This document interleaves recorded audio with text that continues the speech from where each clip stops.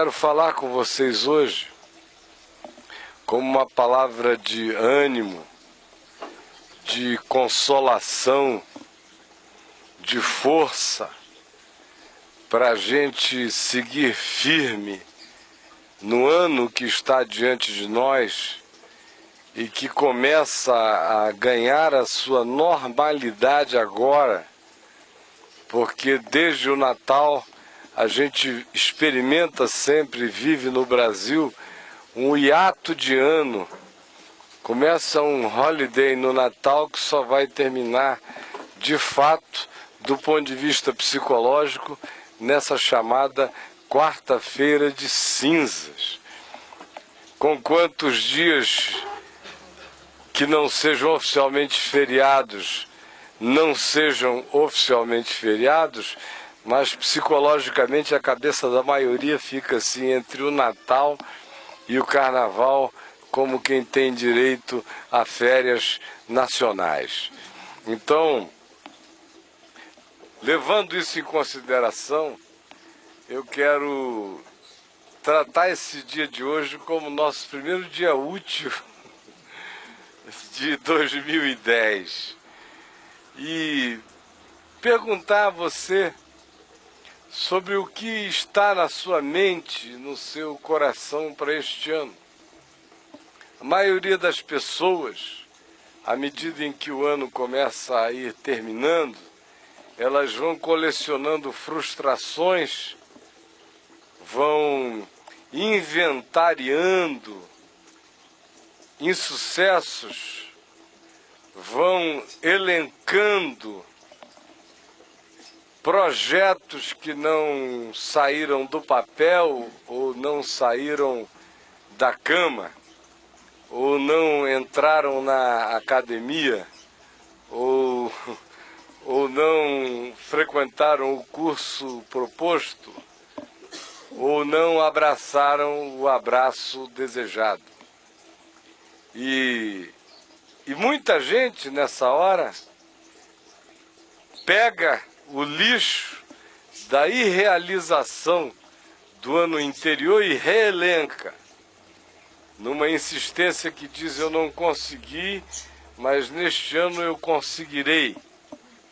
Aí bota tudo e acrescenta alguns outros elementos a esta lista, algumas necessidades que se impuseram, quilos muito a mais. Na maioria das vezes vem no top da lista das mulheres. Engordei 12 quilos, tenho que perder 24. Essas coisas às vezes de mulher, não é? Engorda 12, aí fica já psicologicamente anoréxica e tem que emagrecer 24. Ou qualquer outro tipo de proposta. Passei o ano inteiro sem beijar na boca. Em 2010 isto não acontecerá sob hipótese nenhuma. Nem que seja um parceiro ou parceira de dentadura, em cima e embaixo. Mas vai rolar. Aí o cara bota lá na lista dele, vai acrescentando. Vou passar naquele concurso que vai me permitir escolher ficar onde eu quiser, e eu não quero ir para lugar nenhum, e vai me permitir quase não fazer nada e ganhar muito bem. Então é nesse que eu quero ficar, aleluia. Então vou conseguir isto, aí pá, lista lá. Vai botando a sua listinha e fazendo, aí apresenta diante do Senhor no Monte Olimpos, aonde Zeus mora, acompanhado de Cupido e outros deuses de vocação departamental. E aí, o ano vai passando, em geral as pessoas vão se frustrando, ou a vida vai tomando caminhos completamente diferentes. Ela mirou no sol, acertou na lua, chutou para o norte, recebeu a bola nas costas vindo do sul, não entende o que aconteceu, se frustra de novo. E há um estímulo cada vez maior no nosso meio, no meio da civilização humana, especialmente nessa banda do planeta que a gente mora, nessa banda hemisferial, de nos fazer medirmos-nos, mensurarmos-nos, avaliarmos-nos, julgarmos-nos, absolvermos-nos ou condenarmos-nos a partir dos sucessos pré-estabelecidos, pré-agendados, pré-determinados, profetizados pela sociedade de consumo, e a gente se sente na obrigação de cumprir esses mandamentos. Mandamentos de sucessos que tem que ser a inveja de corpos que pertencem a outros, ou sucessos que tem que se alimentar da inveja de maneirismos desenvolvidos por outros, ou sucesso que tem que significar uma adaptação a um determinado estilo de vida que virou cult e que, portanto, quem é in tem que ficar dentro mesmo desse negócio, tem que imitar, tem que fazer o mimetismo, tem que aceitar a clonagem. Informações que outros determinam que gente inteligente tem que ter sempre, precisam figurar na nossa lista de absorções impostas pelo dogma da atualização semanal ou diária ou instantânea.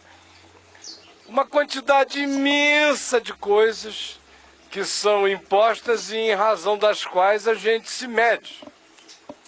E a gente se mede, e quando a gente as alcança, a gente se jacta, a gente se ilude na jactância de que alcançou e que foi bem sucedido. Você encontra pessoas que te dizem, graças a Deus, eu terminei 2009, fui procurar minha listinha, eu tinha ticado tudo. Aí você vai ver o que ela ticou. Não faltar academia pelo menos 5 vezes a semana. Consegui. Fazer a dieta do doutor fulano de tal. Aí, consegui. Não passar o ano inteiro na mesma encalhadeira do ano passado. E assim, aí, A+. Bota ali, um ano muito bom. Aí vai lá listando. Fazer 2 viagens. Uma no primeiro, outra no segundo semestre. Conseguir. Até mais. Aí vai listando. Lê o Novo Testamento 2 vezes. Fácil. Li 5. Aí vai, ticou tudinho. No meio do negócio fica mais piedoso, não deixar de dar meu dízimo jamais, aí consegui. Mas não tem nenhuma pergunta sobre conseguir terminar o ano de 2010 tendo perdoado todo mundo, com meu coração limpo de amarguras e de mágoas e de ressentimentos. Declarei todos os dias do ano, Pai, perdoa-lhes porque eles não sabem o que fazem. E zerei a quilometragem e deixei meu coração limpo em relação aos outros. Não vejo esse tipo de alvo para a vida. Não vejo o estabelecimento de Senhor, eu quero viver o Evangelho em todas as dimensões da minha vida que eu for percebendo. Esse estabelece isso para não ticar jamais. Porque todo ano ele verificará que não viveu e que precisa viver, e o desafio se estenderá até o dia da ressurreição. Não vejo quase ninguém estabelecendo como objetivo interior crescer em amor, em misericórdia, em paz. Não é porque está tudo bem, mas porque independentemente se as coisas estejam bem ou mais, a gente permanece no centro ou volta para ele com instantaneidade e não se deixa subjugar pelas circunstâncias. Não vejo as pessoas preocupadas em dominarem a si mesmas, em exercerem autocontrole sobre seus pensamentos. Senhor, me ajuda neste ano a vigiar meus pensamentos, para que eles não façam fantasias, não mergulhem em devaneios, não se entreguem a sonhos narcisísticos, megalomaníacos, ou paranoicos, ou autovitimatórios, ou autopersecutórios, paranoicos, enfim, ou neuróticos. Não vejo as pessoas colocando como alvo aquilo que não se mensure, aquilo que signifique um caminho permanente, mas um caminho ascendente, um caminho de fé em fé, de glória em glória, de graça em graça, em Deus. Ao contrário, a gente está sempre querendo os alvos mensuráveis, porque a gente gosta de terminar períodos e dizer a nós mesmos: realizei, e eu fiz. Dá uma sensação de que dá para tirar férias até um tempo no ano seguinte e desleixar de ser só porque a gente conseguiu algumas exterioridades, alcançou alguns troféus pesáveis e mensuráveis do lado de fora. Então, este ano, o que tem passado pela sua cabeça, pelo seu coração até agora? Ou você está na base do ao Deus dará? Vamos ver no que dá, no que dá. Vai deixar para ficar entre Deus e a nega? Ou, enfim, o que está passando pelo seu coração em relação a este ano de 2010? Quais são os seus alvos? É óbvio que a gente vive num mundo, que a gente ocupa o tempo e espaço, que a gente tem dias de 24 horas, semanas de 7 dias, meses de 30 a 31 dias, anos de 365 dias e 6 horas quando o ano não é bissexto. Os nossos séculos têm 100 anos, os nossos milênios têm 1000 anos.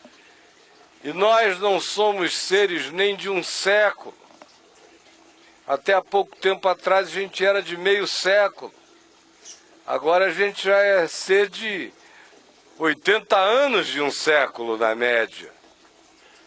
Mas o tempo passa e ele é implacável. E a gente não é uma ilha. A gente existe em sociedade, em casamentos, em compromissos, em responsabilidades.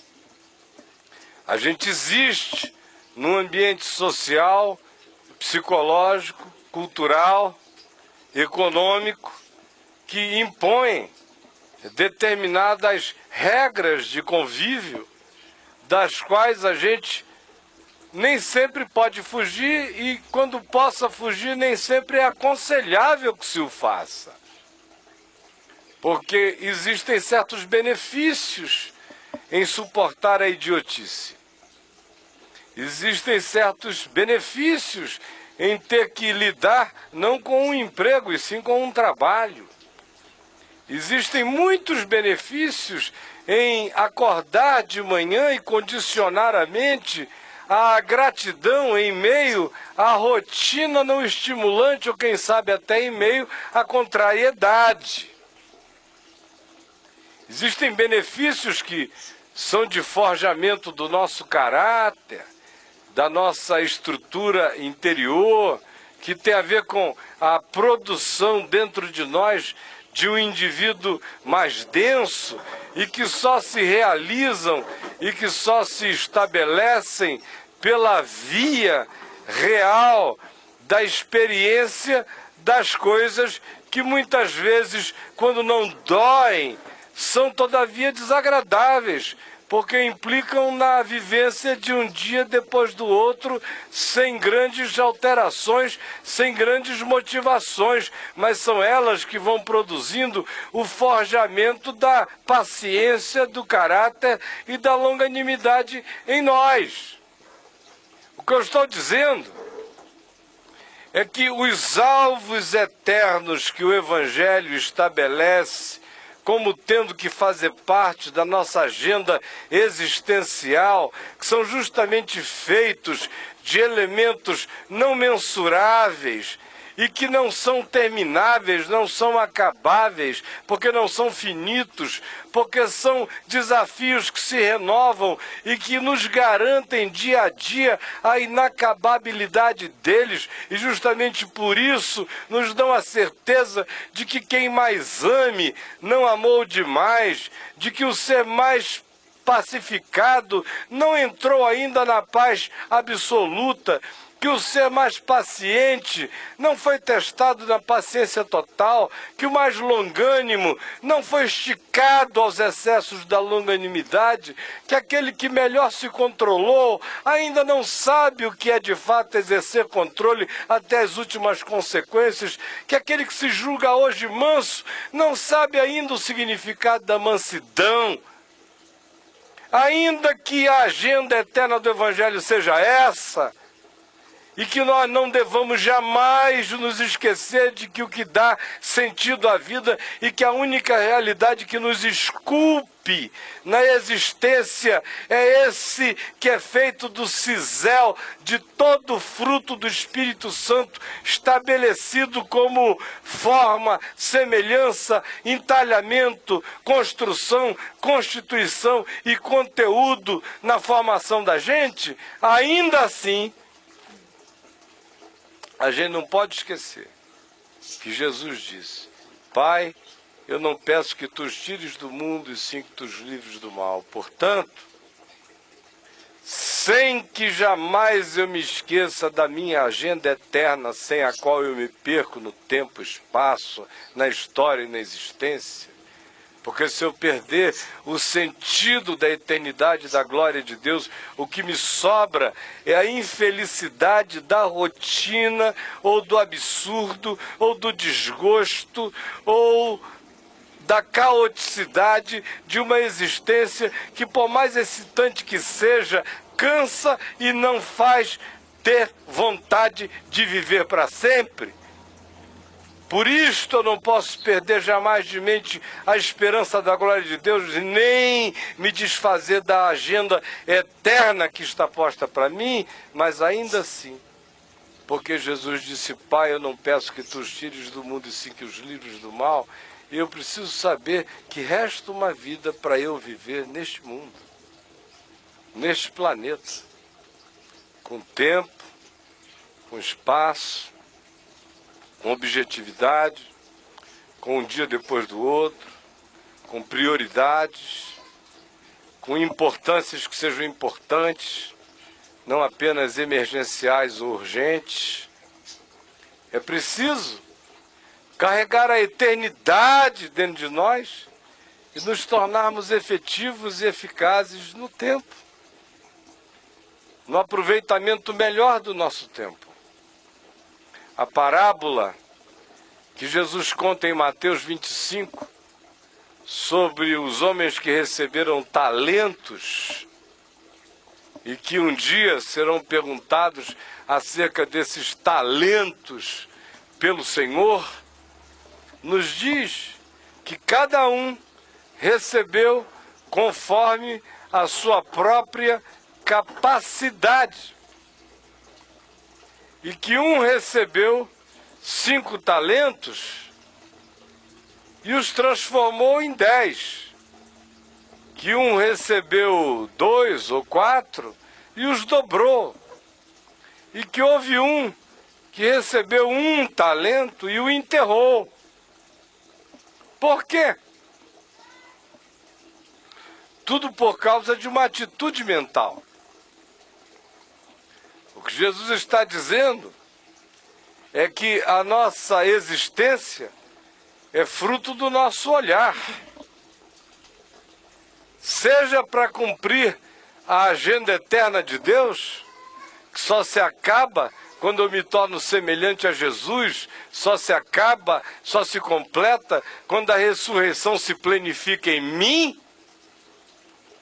Portanto, é uma agenda de autoentrega do vaso ao oleiro todo dia. É um trabalho de não conformação com este século e de renovação da mente todo dia. Buscando a boa, agradável e a perfeita vontade de Deus todo dia. Mas, de outro lado, isto não invalida o meu compromisso com o poder dizer que chegou a hora ou não chegou a hora, que é o que Jesus diz de vez em quando, a hora para tudo. E há tempo para cada coisa e propósito debaixo do sol. Quando a gente olha para Jesus e ninguém teve uma agenda mais eterna do que ele, era ele que dizia: minha comida consiste em fazer a vontade do meu Pai, em comer a vontade dele toda. Ele é aquele que diz: eu vim para este dia, para esta hora, referindo-se à sua morte. Portanto, consciente, esmagado pelo significado da agenda eterna para ele, o tempo todo. No entanto, ele tinha tempo. Ele viajava no tempo e espaço. Ele, quando quer ganhar tempo, ele vai de barco e atravessa de um lado para o outro do mar da Galileia. Porque se fosse a pé, ia demorar 2 dias para chegar do outro lado, com a multidão interrompendo a cada quilômetro. Ele usa meios. Ele usa bem o tempo dele. Ele sabe que a partir de que o sol nascesse, as multidões já estariam acampadas em volta. Ele acorda de madrugada porque ele quer orar.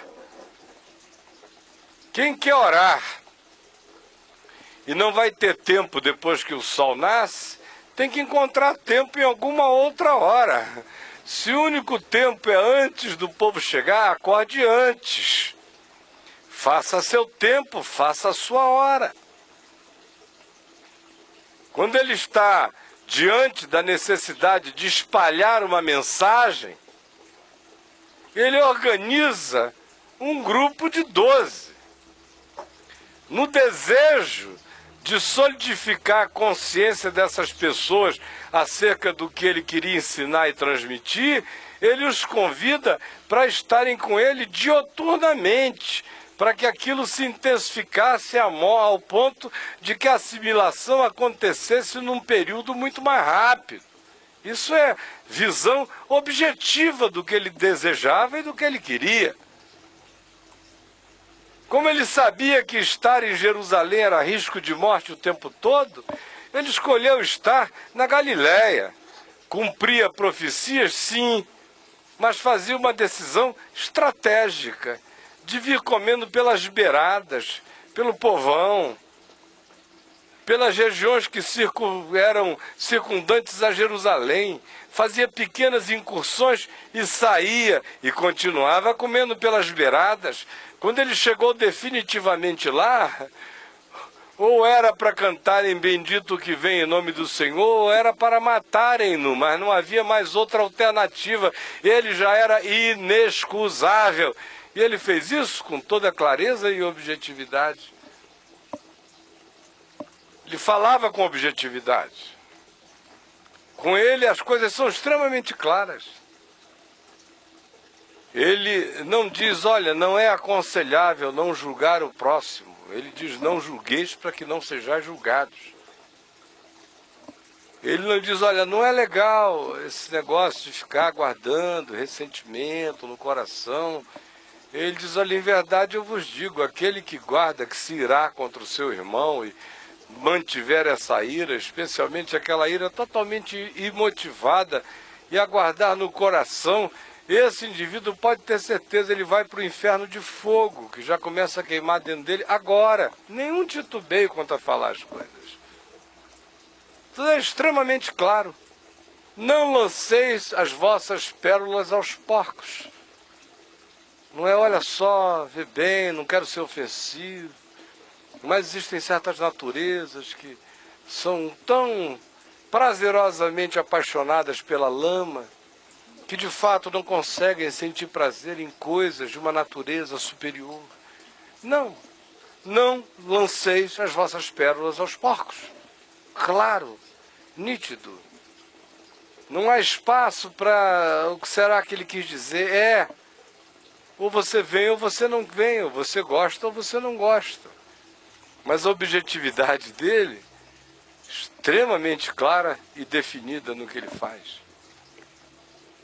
Quando chega a hora dele ir para Jerusalém, ele coloca um semblante tão intrépido, determinado na sua face, que até os samaritanos entenderam que ele queria ir para Jerusalém, que a agenda estava escrita na testa dele. E ninguém o seguraria depois daquilo.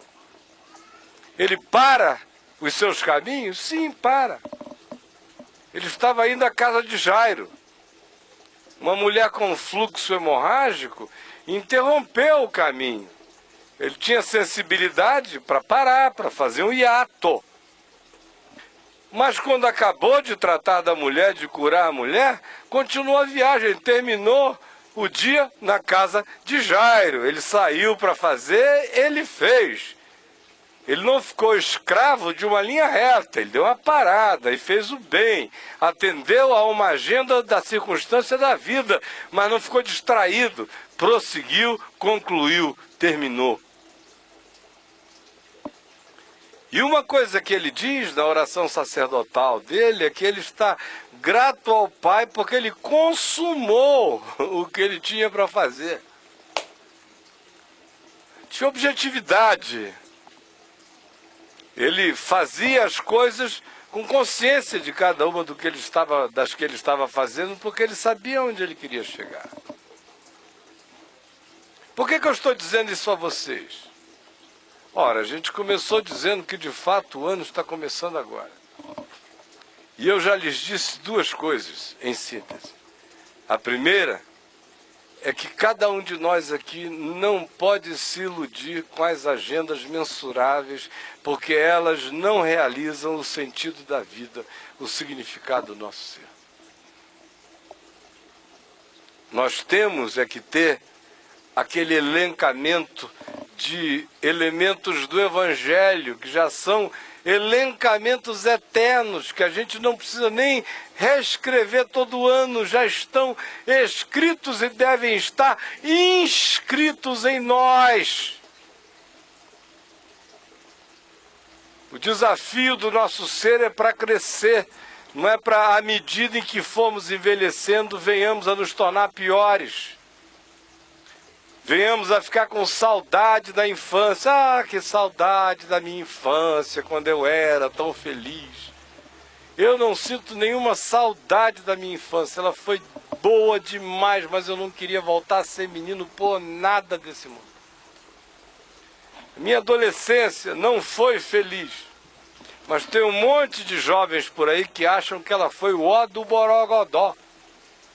Que o cara pegava quem queria, saía com quem queria, fazia o que queria, não tinha restrição para nada.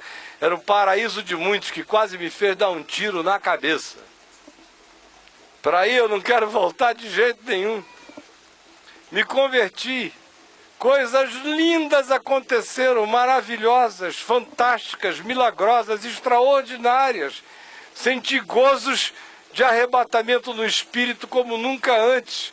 Chegava a dizer aos meus amigos hippies, na Praça do Congresso, vocês ficam tomando ácido e ayahuasca, que eu já tomei com vocês pra caramba, mas ó, onda mesmo, meu irmão, é curtir assim uns 5 diazinhos de jejum. Não tem onda mais gostosa, ninguém viaja mais, vocês não sabem de nada. Ainda tirava uma onda. Tenho vontade de voltar para aquela época? Não, por nada. Sinto saudade dos meus filhos pequenos? Não. Tenho gratas memórias de todos eles pequenos. Tenho gratas memórias de cada fase da vida deles. Gostaria de voltar a qualquer dessas fases? Não. Gostaria de fazer seu filho Lucas ressuscitar dos mortos, que morreu em 2004, e aparecer hoje, ficar do meu lado até morrer de novo um dia ou me sepultar? Não! Não tenho reparos a fazer a nada. A coisa nenhuma. Está tudo perfeito. O caminho do Senhor é perfeito. Até quando dói, é perfeito. Por quê? Porque eu não acredito que os melhores dias da minha vida estão no meu passado. Eu creio de todo o coração que os melhores dias da minha existência estão no meu futuro. Eu creio que a minha velhice será infinitamente melhor do que a minha infância. Eu creio que o último dia da minha vida será incomparavelmente melhor do que o primeiro. Eu creio que a maior alegria que eu já provei até agora não foi ainda a maior alegria que o meu ser provará ainda na terra dos viventes.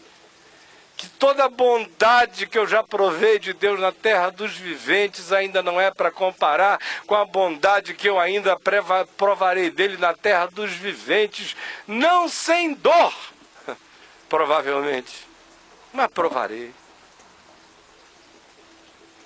O melhor de Deus para mim está diante de mim, porque eu sou inacabado, porque eu sei que Ele tem trabalho a fazer em mim em todos os níveis, nos meus pensamentos, nas minhas emoções, nos meus sentimentos, nas minhas interpretações, no meu tempo de cansaço, de irritabilidade, ou de zanga, ou de qualquer outra coisa dessa natureza.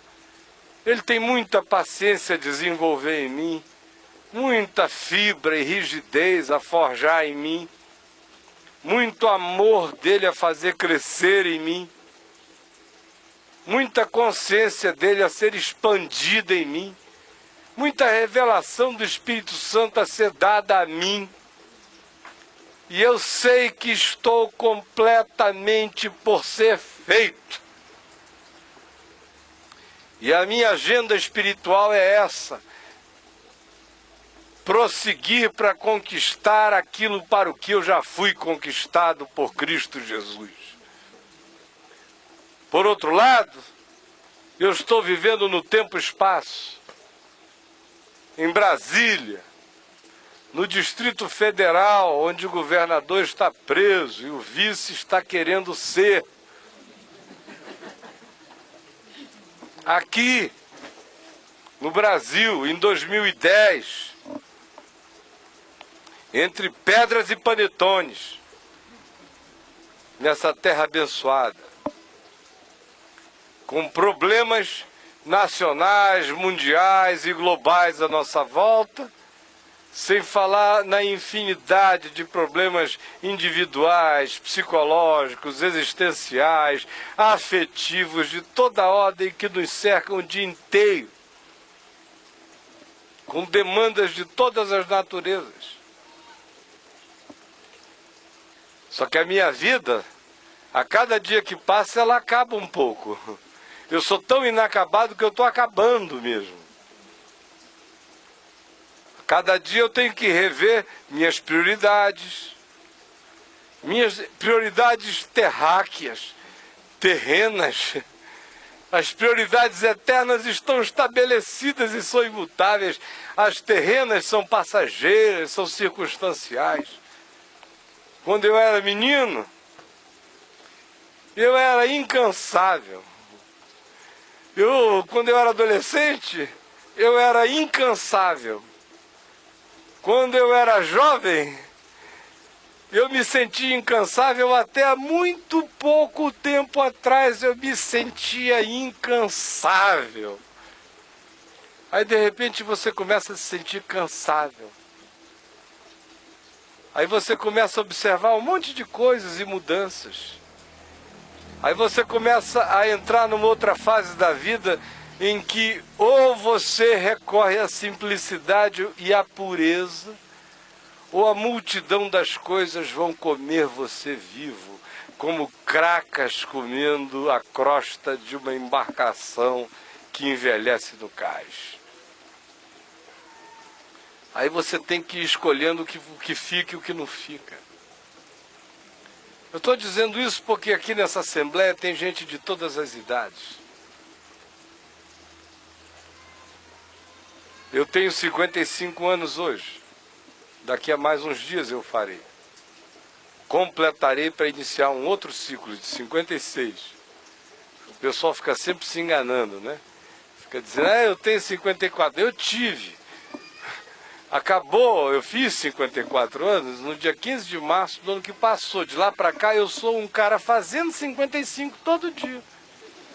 Todo dia. Eu não tenho mais nem o direito de dizer que eu tenho 54, já foi. E eu não estou nem contando os 9 meses em que eu já era na barriga da minha mãe. A velhice é maior ainda. Então, quando eu faço 55, eu já comecei 56. No dia seguinte eu botei o pé nos 56. Essa é a matemática correta das coisas que as mulheres odeiam. Mas é verdadeira. Ela é cronologicamente impecável. Então, eu tenho 55 anos. Eu posso não fazer 60, posso ter um câncer súbito. De repente, morri. Posso ter um problema cardíaco e apagar, Viajar para Israel, não agora com as meninas aqui, nem com ninguém que está indo aqui, né? Numa outra viagem que eu fizer para Israel, o avião cair, ou uma idazinha rápida aqui, ó, pregar em Goiânia e o teco-teco não aguentar, eu caí ali e morri. Qualquer coisa pode me acontecer. Tá aqui com as mãos para cima, orando num dia de chuva e um raio cair na minha cabeça. Tem gente que acha que é impossível? Pelo amor de Deus. Olha, agradável, preciosa é a morte do Senhor, é aos olhos do Senhor a morte dos seus santos. Vocês podem ficar chocados. O Caio estava ali no meio de um banho de chuva, de sunga no jardim, adorando ao Senhor das tempestades, dos ventos e dos trovões rebumbantes, e caiu um raio na cabeça dele, ele foi fulminado, coitado, deve ter sido juízo divino, mas eu nem vi, eu estava assim, aleluia, e de repente eu, aleluia, para sempre, ninguém sabe, quem fica vendo quem foi morto, atropelado e ficou com o crânio esbugalhado, não viu o cara verdadeiro dando gargalhada na eternidade, não tendo nem olhos para olhar para o que estava no chão ainda projetado, diante da glória que está diante dele. Então, qualquer coisa pode acontecer, mas eu não estou preocupado com quanto tempo eu vou viver. Eu estou vivo hoje. E para esse dia de hoje eu tenho a obrigação de pensar, não com ansiedade no dia de amanhã. O dia de amanhã não tem que ser dia da minha ansiedade, em nada. Mas eu tenho que ter projetos. Eu tenho que saber para onde eu estou indo. Você já notou que quando você pega alguma coisa e planeja 4, 5 itens para o seu dia, em geral você os realiza? E quando você não estabelece essas referências, você não realiza nada, você fica apenas batendo como uma bola em mesa de sinuca, para lá e para cá, não encaçapa coisa alguma, não vai a lugar nenhum, fica só na mão de quem dá varada em você, para lá e para cá, mais ou menos isso, igual uma barata tonta. Mas se você estabelece mínimos de objetivos, você os alcança. Não é nada complicado, eu estou dizendo isso porque eu passei a minha vida fazendo isso. Dezenas de anos fazendo coisas.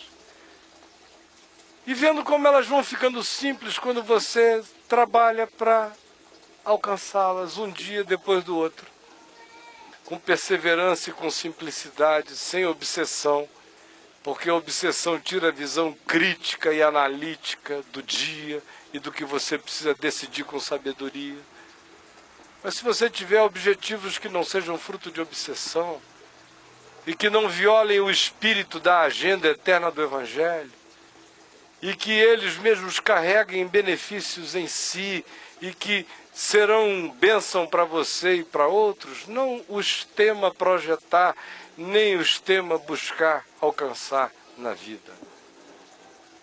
Eu estou dizendo isso porque às vezes me dá uma sensação de que entra ano, sai ano, e as pessoas ficam estabelecendo essas agendinhas idiotadas apenas para ano a ano irem se frustrando e não realizando nada.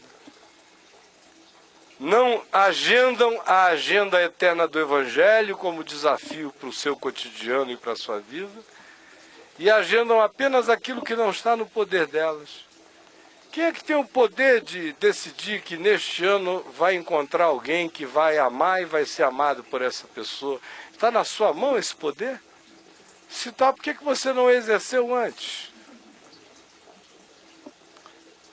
Ou você sofre de algum sentimento masoquista e adora essa tortura de ficar atrasando o que você mesmo tem poder na mão para realizar? Por que ao invés de você estabelecer as agendas hollywoodianas dos sucessos mensuráveis, você apenas não vive em função da agenda eterna e estabelece alvos de coisas simples e boas que você pode alcançar fazendo bem a você e fazendo bem a outros? E não faça uma orgia de projetos. Projete alguns e os busque com simplicidade perseverante, você não terá como deixar de alcançá-los. Isso não é teoria de coisa nenhuma. Foi só o que eu fiz na minha vida inteira, mesmo quando eu tinha desistido de viver, hoje eu descubro que eu não consegui ficar sem projeto pessoal. Quando o mundo caiu na minha cabeça no ano de 98 e 99, e acabou aparentemente tudo, e eu amanheci assim, olhando para mim e dizia, bom, está aparecendo no espelho, mas é um fantasma.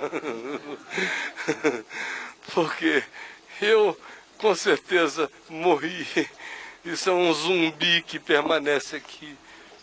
É uma projeção de uma memória que parece um caroço de abacate, doendo dentro de mim, de um ser que ninguém mais admite, nem a existência nem a vida.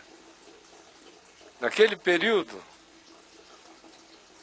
eu podia ter morrido de depressão, mas me neguei a morrer de depressão. Escolhi tirar o sapato, passar os dias inteiros no sol, andando descalço na grama, pisando na areia, mergulhando, nadando, sentindo a natureza. Eu digo, para dentro de um quarto escuro eu não vou. Se depressão quiser me pegar, vai ter que me andar correndo atrás de mim no sol, vai ter que pegar onda do meu lado, vai ter que andar de barco com vento na cara, porque eu não vou ficar aqui. Mas não era um projeto, era uma atitude que já decorria de alguma coisa que estava instalada e que já tinha se tornado maior do que eu, já tinha virado uma âncora por causa de anos e anos e anos de treino daquilo todo dia em relação a todas as coisas. De modo que, sem pensar, aquilo já estava instalado ali. Aí eu dizia para todo mundo, não, eu não vou mais pregar. Já paguei a minha cota. Chega. Esse pessoal não entende mesmo. Se entendessem, depois de eu estar pregando 30 e tantos anos, não teria acontecido nada do que aconteceu. Eles não entendem. Até Deus me compreende agora. De que eu recebi um passe livre. Vai, meu filho, chega. Era o que eu pensava. Aí eu estava me sentindo tão livre de pregar o Evangelho, que 3 meses depois eu escrevi o livro Nefilim. Aí quando acabou do Nefilim, eu já tinha escrito Tábuas de Eva. Aí acabou o Tábuas de Eva, eu escrevi o Em Busca de Issa. Aí acabou o Em Busca de Issa, eu escrevi o Sem Barganhas com o Enigma da Graça. Aí acabou o Enigma da Graça, eu escrevi o Sem Barganhas com Deus, mas era porque eu não queria pregar. Porque eu tinha dito que eu era um zumbi, que a minha vida tinha acabado. O que eu estou querendo dizer é que quando determinadas âncoras, que só são postas em nós pela agenda eterna, entram na gente, As pequenas agendas perdem o poder mesmo nos dias de morte, mesmo nos dias em que a lógica seria o suicídio. Tem algo mais forte fincado dentro de você. É isso que mantém a gente em pé. No dia da saúde e no dia da fraqueza e da dor total. Quem vive das agendas mensuráveis morre de tristeza. Quem vive da agenda eterna, mesmo que não realize nada do mensurável, sabe que não perdeu nada se o coração se mantém firme na esperança da glória de Deus. O resto é só questão de tempo. Mas tempo existe. Existe uma dimensão do tempo que eu não tenho que tentar mexer nela. Tem a ver com aquelas coisas soberanas que são absolutamente para além de mim. Eu confio, entrego e descanso. Agora existem outras coisas do tempo que têm a ver comigo. Se o Senhor não guardar a cidade, em vão vigia a sentinela. Se o Senhor não abençoar, em vão trabalham os que edificam.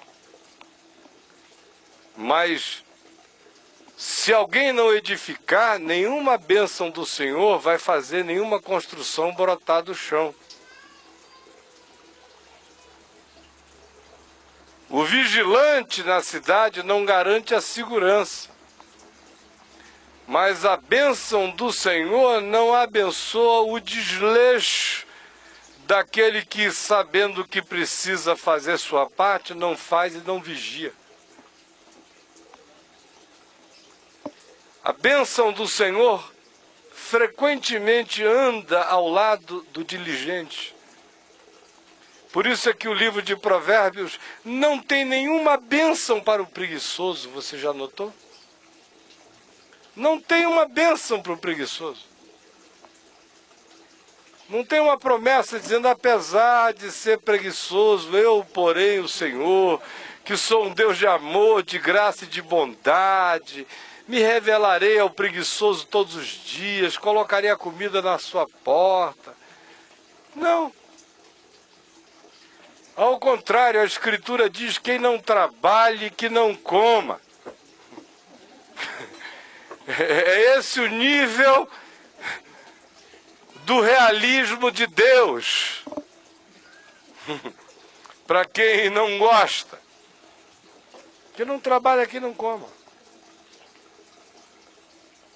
Por isso, o Deus de toda bênção quer abençoar nosso trabalho, nossa diligência, nossa disciplina, nossa organização mínima na vida, nossos objetivos, nossa boa vontade de não desperdiçar o tempo, de não correr em vão, de não entregar a existência ao Deus dará perverso, que é aquela coisa de empurração com a barriga para ver no que dá. A sabedoria manda a gente encher a mente da agenda eterna do Evangelho. Dizer, este ano só será um ano melhor se eu terminar 2010 mais paciente do que eu fui em 2009, mais amoroso, com amor terno, verdadeiro e honesto do que aconteceu no ano que passou, mais misericordioso, mais perdoador, mais longânimo, mais generoso, mais pacificado e pacificador, mais alegre, mais bem-aventuradamente feliz no meu espírito, mais capaz de dominar a mim mesmo, a minha mente, as minhas emoções, os meus rompantes, mais amigo do bem, mais amigo de Deus. Essa é a agenda eterna. Para uma intimidade que nesse mundo não cessa jamais, é o convite dela.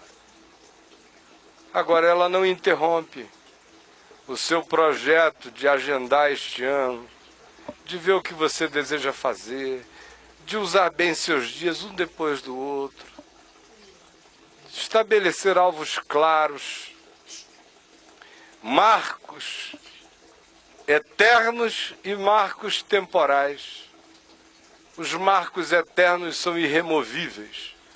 Os marcos temporais são circunstanciais e mutáveis. Às vezes a gente tem que mudar um marco circunstancial no curso de um ano. Era uma coisa que parecia boa, mas que depois se revelou um atraso de vida ou um equívoco. A gente muda aquele marco. O marco eterno é que a gente não muda nunca, porque é por ele que a gente avalia o que está fora do eixo, do ângulo, do prumo, do nível ou do sentido do caminho. Por isso eu quero, apenas concluindo, ler um texto no profeta Jeremias, no capítulo 31,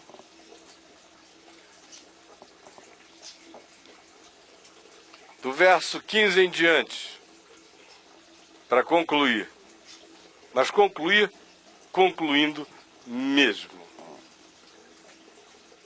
Jeremias 31, de 15 em diante, porque a mensagem que eu tinha a dizer vocês ouviram. Agora vocês vão ler o texto e pronto, vão para casa.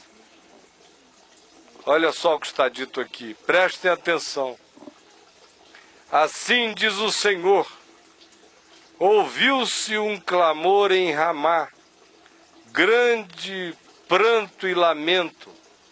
Era Raquel chorando por seus filhos, inconsolável por causa deles, porque já não existem. Assim diz o Senhor, reprime a tua voz de choro e as lágrimas dos teus olhos, porque há recompensa para as tuas obras, diz o Senhor, pois os teus filhos voltarão da terra do inimigo. Há esperança para o teu futuro, diz o Senhor, porque os teus filhos voltarão para os seus termos. Bem ouvi que Efraim se queixava, dizendo, castigaste-me e fui castigado, como novilho ainda não domado. Converte-me e serei convertido, porque tu és o Senhor meu Deus. Na verdade, depois que me converti, arrependi-me. Depois que fui instruído, bati no peito. Fiquei envergonhado, confuso, porque levei o opróbrio da minha mocidade, da burrice da juventude. Não é Efraim, meu precioso filho, filho das minhas delícias? Pois tantas vezes quantas falo contra ele, tantas vezes ternamente me lembro dele. Comove-se por ele o meu coração, deveras me compadecerei dele, diz o Senhor. Isso é que é Deus, né? Aí ele fala para o Efraim, para o Magalim, para o Caim, para o Abel, para todo mundo que está aqui. Põe-te marcos. Põe-te marcos. Não fica levando com a barriga. Se você acha que se converteu, que se arrependeu, que agora está batendo no peito, que diz, ai meu Deus, quanta bobagem eu já fiz para trás. Então chega, né? Põe-te marcos, estabelece referências novas. Põe-te marcos. Finca postes que te guiem, postes altos. Referências do Evangelho pelas quais você se oriente, que daqui você olha e veja, não dá para errar. Se estiver fora daquele alinhamento, não é por aí, eu vou encontrar o sentido. Finca postes que te guiem e presta atenção na vereda, anda sabendo onde você está pisando. Porque a estrada é essa, mas o caminho vai depender da viagem do seu coração. Então preste atenção sobretudo em pensamentos, sentimentos, decisões, atitudes, porque a estrada nos é comum, mas o caminho é particular. O caminho é feito pela decisão interior de cada um. Então presta atenção na vereda, no caminho por onde passaste. Olha para trás, faz releitura, aprende, processa, que é para não repetir o que foi ruim e para usar melhoradamente o que possa um dia ter sido bom. Regressa, regressa. Até quando andarás errante, ó filha rebelde? Porque o Senhor criou coisa nova na terra. A mulher infiel virá a requestar um homem. Era uma coisa tão nova que até a mulher que não se segurava haveria de querer se vincular a alguém para sempre. Assim diz o Senhor dos Exércitos, o Deus de Israel: ainda dirão esta palavra na terra e nas suas cidades, quando eu lhe restaurar a sorte, dirão: o Senhor te abençoe, ó morada de justiça, ó santo lugar. Nessa morada habitarão, e todos juntamente, como também os lavradores e os que pastoreiam os rebanhos. Porque satisfiz a alma cansada e sacia toda a alma desfalecida. Nisto despertei e olhei, e o meu sono fora doce para mim. Tudo isso que eu li para vocês é Jeremias sonhando. Isso aqui é uma mente que está carregada desses dois valores. Tem uma agenda eterna e tem objetividade histórica. Está conectado ao tempo, ao espaço, à esperança de cura para pessoas, recuperação de povos, a saúde da cidade, a ação humana que restaura, enquanto a mente está o tempo todo cativa do fato de que sem Deus nada disso é realidade ou é possível. Esse é o sonho doce que eu queria estimular você a sonhar esse ano todo, de olho aberto, vendo a dimensão eterna e sendo simples, prático e objetivo nas coisas do caminho e da estrada. Se você vir alguém caído, não faça uma oração. O samaritano não jogou o urim e o tumim para saber no cara e coroa: Senhor, levanta ou não levanta este caído? Não disse: olha, fica caído ali que eu vou orar com a irmã Joana, uma profetisa abençoada, para ver se ela diz uma palavra e, dependendo dessa palavra, eu virei aqui te pegar, tá bom? Ou espera aí um pouquinho que eu vou ler a Bíblia para ver se tem uma base bíblica para levantar gente caída na estrada, tá bom? Porque até agora eu não cheguei nessa parte na catequese. Ou qualquer outra coisa idiota dessa. Pelo amor de Deus, o Evangelho não precisa de perguntas da nossa parte. Jesus diz: vai e faz o mesmo. É simples. Simples, simples, simples. Agora, não perca jamais a consciência de que sem a alegria da eternidade, sem a agenda do amor, que só tem razão de ser, que só se estimula em nós, se ele se vincular à glória de Deus, à transcendência, ao que é para sempre, ao que vale, ao eterno peso de glória. É daí que vem o alimento para a agenda eterna no meu ser. Se isso se mantiver, as demais coisas são acrescentadas, e as que a gente verifica que por elas precisa trabalhar, a gente trabalha por elas com objetividade, e a gente vai realizando-os com a alegria dos que, sem ansiedade, sem obsessão, todavia vivem sem ser entregues à preguiça, que não toma a iniciativa de determinar com o melhor da mente, com a melhor construção mental, com a melhor atitude, com a melhor vontade, com a melhor consciência, com a melhor intenção, erguer-se e fazer o bem que tem que ser feito, pois aquele que sabe o que deve fazer de bem e não faz, nisto está pecando. Agende para você um ano de 2010 no qual você não peque por omissões cotidianas, não peque por escolhas vaidosas, não peque pela ausência de eternidade no seu olhar, não peque pela vaidade do que você chama importante, pelo qual você se mede e mede os outros. Mas antes disso, encha-se da agenda eterna e projete para a terra a agenda do bem, daquelas coisas que precisam ser alcançadas porque fazem parte da normalidade da saúde da vida, e das outras que a gente pode fazer porque fazem parte da contribuição simples que quem tem um bom olhar não evita realizar jamais. Por isso, quem recebeu um tanto, duplicou na parábola dos talentos. Quem recebeu 2 tantos, também dobrou na parábola dos talentos. Quem recebeu 1, enterrou. A diferença é que os 2 anteriores tinham um olhar sem medo, cheio de perspectiva e percepção prospectiva.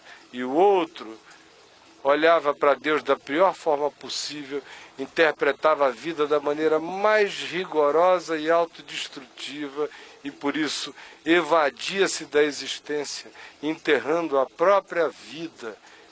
Por isso, se diz que ele fica na sepultura, fica no Seol, fica no inferno, no Hades, no lugar dos mortos, porque foi para lá que ele designou o tesouro. Enterrou, se enterra. Não enterre, se desenterre, levante e pegue a graça e o dom da dádiva de Deus. Deixe-o multiplicar-se em você como tesouro interior eterno e inesgotável e como bem projetável que você pode projetar e viver e alcançar neste ano que a gente está começando agora. Tá bom, gente boa de Deus? Estou dizendo isso porque eu sinto que tem muita gente aqui assim, indo meio com a barriga. Você me ouve pregar, aí ficam sempre com aquela impressão de que tudo que eu tinha que fazer de objetivos na vida eu fiz para trás, e que agora eu vou assim meio ermitão, monge urbano, vivendo um dia depois do outro. É assim mesmo. Só que eu tenho uma objetividade enorme, as pessoas nem sentem eu estou trabalhando o dia todo. Trabalho, não faço propaganda, não legendo o trabalho que eu estou fazendo, eu vou fazendo e não tem anúncio. Agora, tem muita gente aí que não é nem pela carga horária de ficar atrás de algum lugar sem poder afastar a nádega de uma cadeira. Eu ando muito. Eu estou falando do que no fim é produzido.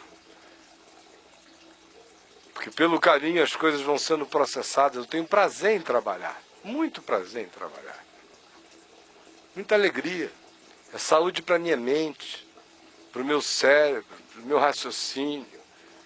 É rejuvenescimento para a minha mente. É bem para o meu próximo. Só que hoje, nessa fase da vida, eu trabalho de um modo diferente do modo pelo qual eu trabalhei a maior parte, mas a atividade está presente. Você acha que a gente sentou aqui nessa cadeira, aí apareceu o Caminho da Graça no La Salle, apareceu o programa na TV Brasília, apareceu. Apareceram câmeras, brotaram assim, brotaram. Um dia eu acordei e tinha uma vez VTV no ar, e eu já estava lá falando e nem sabia. Aquele site, eu olhava para ele e aquelas milhares de páginas iam aparecendo. Milhares e milhares e milhares e milhares que tem lá. Assim, olhei e apareceu. Pergunta a falange, falanginho, falangeta. Pergunta a minha cervical. Pergunta tudo. Tem inspiração na minha vida? Tem. E muita transpiração. A vida inteira. O anjo Gabriel nunca chegou e me entregou uma tábua com o Corão.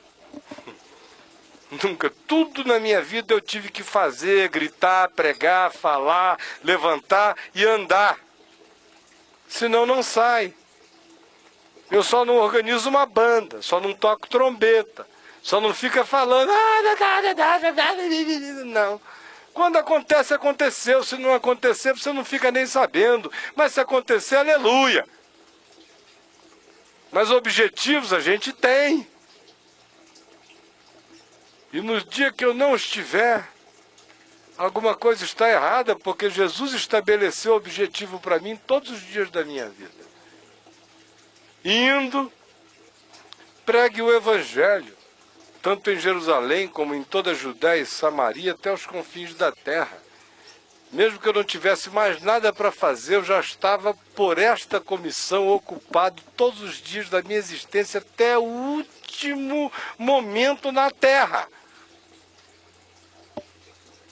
Agora, o que você está fazendo desse acontecimento da sua existência no planeta? Para que serve você, sua existência? Que sentido você empresta a ela? Seu sonho qual é? Só é sonho doce se você estiver comendo guloseimas na Disneylândia, ou você já aprendeu a ter sonhos doces porque sonha coisas boas para a vida e desperta deles para vivê-los? Essa é a exortação do Evangelho que fica hoje para mim, para você, para qualquer pessoa nos vendo e ouvindo agora. E que ela tenha sido útil e que seja a palavra do Senhor para a nossa consciência, em nome de Jesus. Vamos ficar em pé, gente boa de Deus. Vamos dar as mãos e vamos orar juntos? Maravilha.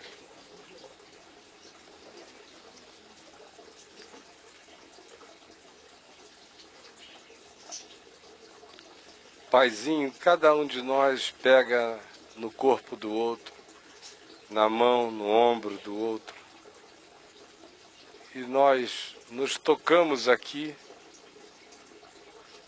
Isso pode ser apenas uma coreografia, ou pode se tornar de fato uma corrente de transferências de desejos bons, de oração, de fé, de bênção para a vida do outro, de modo que eu abençoo o meu irmão à minha direita, e eu abençoo o meu irmão à minha esquerda, e que cada um abençoe a quem está à sua direita e à sua esquerda, e que cada um peça pelo outro aquilo que pediria por si mesmo.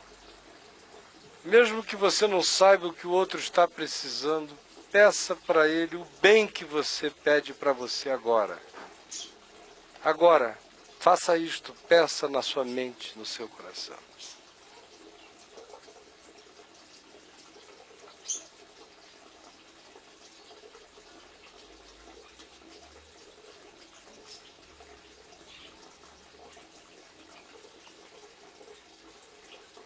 Pai nosso que estás nos céus, santificado seja o teu nome. Venha o teu reino, seja feita a tua vontade, assim na terra como nos céus. O pão nosso de cada dia nos dá hoje.